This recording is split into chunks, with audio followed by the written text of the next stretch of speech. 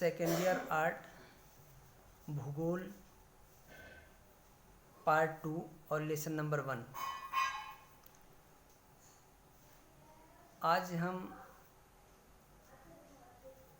इस अध्याय के कुछ महत्वपूर्ण लघुत्तरीय सवालों का अध्ययन करेंगे।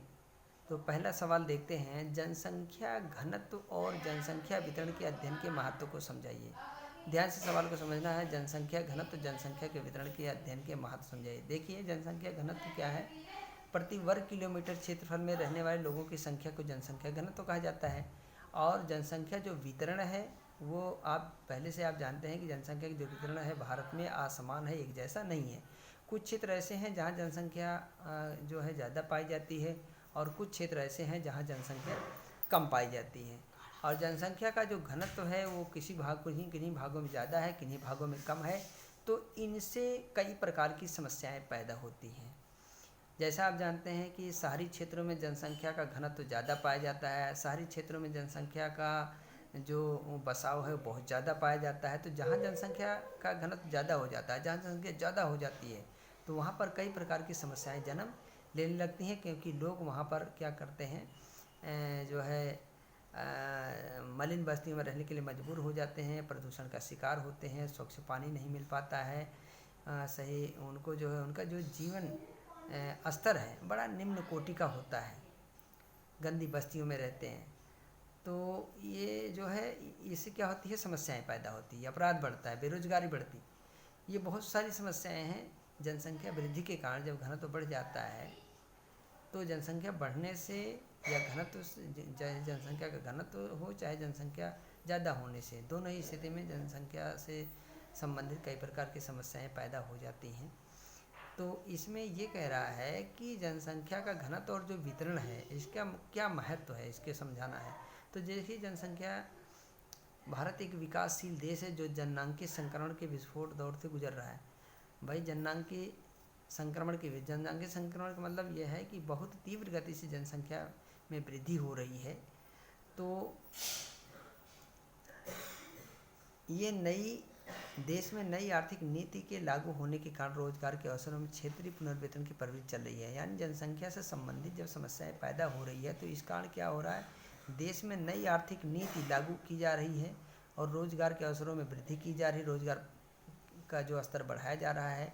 क्षेत्रीय पुनर्वितरण का मतलब ऐसे क्षेत्रों में भी ये योजनाएं चलाई जा रही हैं, रोजगार के अवसर पैदा किए जा रहे हैं, जिससे कि जनसंख्या का जो शहरी क्षेत्रों में जाती है, भागती है, एक स्थान दूसरे स्थान पर जो ट्रांसफ़र होती है, उससे उनको रोज़गार के अवसर वहीं मिले, ताकि जो है इनका जनसंख्या का जो घनत्व है वो ज़्यादा बढ़ने ना पाए।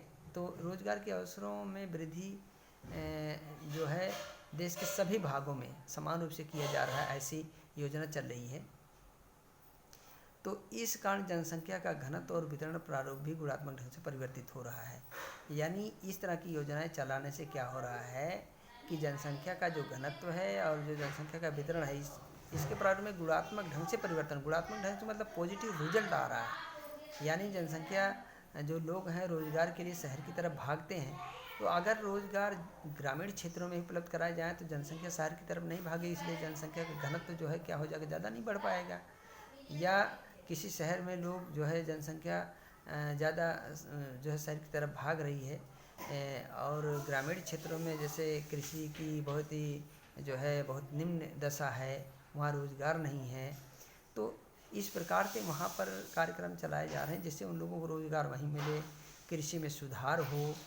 तो ये बहुत से तरीके ऐसे हैं जिनके कारणों से जनसंख्या का वितरण जो आसमान वितरण है, अगर इस तरह की योजना चलती है तो इसका मतलब यह है कि जनसंख्या के सरकार के द्वारा चलाई जाने वाली योजना के कारण जनसंख्या उन्हीं क्षेत्रों में जाएगी, उन्हीं क्षेत्रों में रहेगी, बाहर वो दूसरे शहर क्षेत्रों में नहीं जाएगी। तो ये क्या हो रहा है, गुणात्मक परिवर्तन हो रहा है, मतलब एक सकारात्मक रिजल्ट हमारे सामने आ रहा है। अतः देश के योजनाबद्ध विकास के लिए जनसंख्या के वितरण घनत्व का समुचित अध्ययन आवश्यक है। यानी सरकार इस प्रकार की योजना तभी चला पाएगी जब जनसंख्या के घनत्व और वितरण का अध्ययन किया जाए कि जनसंख्या का घनत्व कैसा है, जनसंख्या का वितरण कैसा है। तो जब ये हम जानेंगे जभी तो इसकी योजना चलाएंगे। तो इसलिए इस संदर्भ में अगर हम देखें तो जनसंख्या का घनत्व और जनसंख्या का जो वितरण है उसका अध्ययन किया जाना बहुत ज़रूरी है। दूसरा इसमें सवाल है जनसंख्या की धनात्मक और ऋणात्मक वृद्धि को समझाइए। धनात्मक वृद्धि तब होती है जब दो समय बिंदुओं के बीच जन्म दर मृत्यु दर से अधिक हो या किसी अन्य देश से लोग आकर बस जाएं। देखिए, धनात्मक वृद्धि जनसंख्या में तब होती है जब जन्म दर ज़्यादा हो जाए, मृत्यु दर कम हो जाए या दूसरे देशों से लेकर हमारे देश में आके बस जाए, तो इससे जनसंख्या में जो वृद्धि होती है उसे धनात्मक वृद्धि कहा जाता है। ऋणात्मक वृद्धि किसे कहते हैं? यह दो समय बिंदुओं के बीच जनसंख्या कम हो जाए तो ऋणात्मक वृद्धि कहते हैं। इसका मतलब यह है कि यह तब होती है जब जन्म दर मृत्यु दर से कम हो जाए, यानी जन्म दर कम हो जाए, मृत्यु दर ज़्यादा हो जाए, या देश से लोग विदेश में चले जाएं। क्योंकि ऐसी स्थिति में क्या हो जाएगी, जनसंख्या कम हो जाएगी, तो इसे जनसंख्या की ऋणात्मक वृद्धि कहा जाता है। दो समय बिंदु का मतलब जैसे ये 2001 से 2010 के बीच, या 2010 से 2020 के बीच, या 2020 से 2021 के बीच, मतलब दो समय बिंदुओं के बीच में जब ऐसी स्थिति उत्पन्न होती है तो उसे ये जो है इस तरह से परिभाषित किया जाता है। नेक्स्ट सवाल है हमारा, जनसंख्या वृद्धि के दो घटक, जनसंख्या वृद्धि के घटक बताइए। तो जनसंख्या वृद्धि के दो घटक है, प्राकृतिक वृद्धि और अभिप्रेरित वृद्धि। प्राकृतिक वृद्धि क्या है? दो समय बिंदुओं में जन्म दर मृत्यु दर के अंतर से बढ़ने वाली जनसंख्या को उस क्षेत्र की प्राकृतिक वृद्धि कहा जाता है। दो समय बिंदुओं में जन्म दर मृत्यु दर के अंतर से बढ़ने वाली, यानी प्राकृतिक जो वृद्धि होती है वो जन्म दर माइनस मृत्यु दर होती है। तो जन्म दर माइनस मृत्यु दर, यानी जन्म दर में से मृत्यु दर को निकाल देते हैं तो वो जनसंख्या वृद्धि होती है, उसे प्राकृतिक वृद्धि कहा जाता है।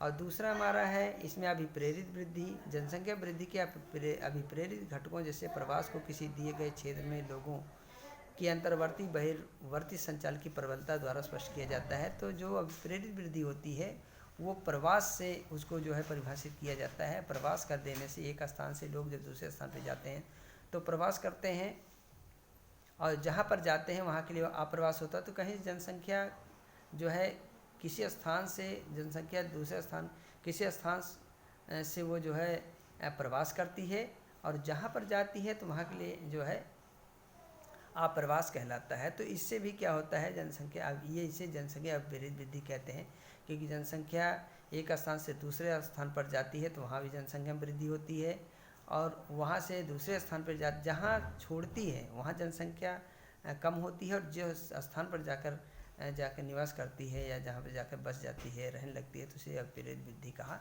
जाता है।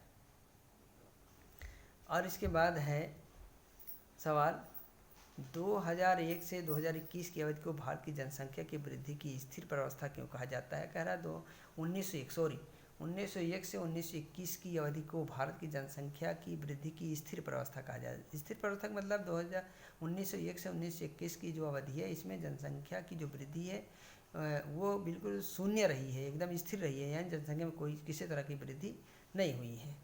तो ये 1901 से 21 की अवधि को भारत की जनसंख्या की वृद्धि को स्थिर प्रावस्था कहे जाने का कुछ मुख्य कारण है।